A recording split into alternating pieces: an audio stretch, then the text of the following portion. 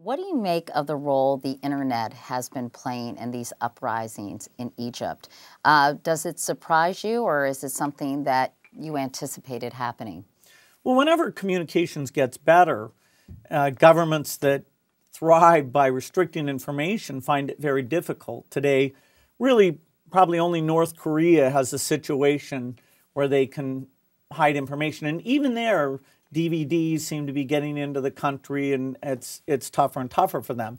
In the case of Egypt, they actually shut the internet down, so it's no longer a tool, but people are still finding other ways of communicating. So whether it's learning with your children, or understanding about diseases in faraway places, or understanding that other governments are doing a better job, the internet is a phenomenal tool. And it's fun to have been involved in it and see that it keeps getting better.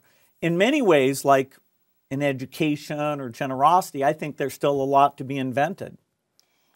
Are you surprised that Mubarak was able to shut down the internet and keep information from reaching people at this critical time, or is this, not that surprising to you? Well, it's not that hard to shut the internet down if you have military power where you can tell people that that's what's going to happen.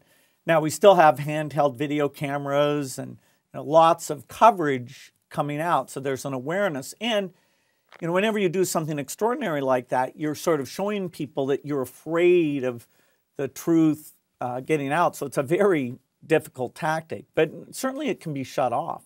And finally, when you think about the role that technology is now playing in our lives 24/7, and when you were a young man who decided to focus on computers, dropped out of Harvard, and really spent your time really perfecting and understanding the way computers work, I mean, are you even sometimes amazed at how far technology has come? I go back to that 1994 conversation I had with Brian Gumbel, and we were discussing, what is the internet exactly?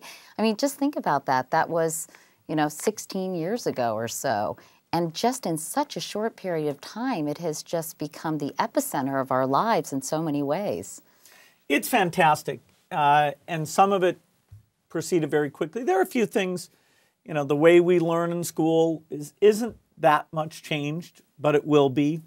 The way that we do medical records, even the way we read, we're just at the beginning. Robots are still in the early stage.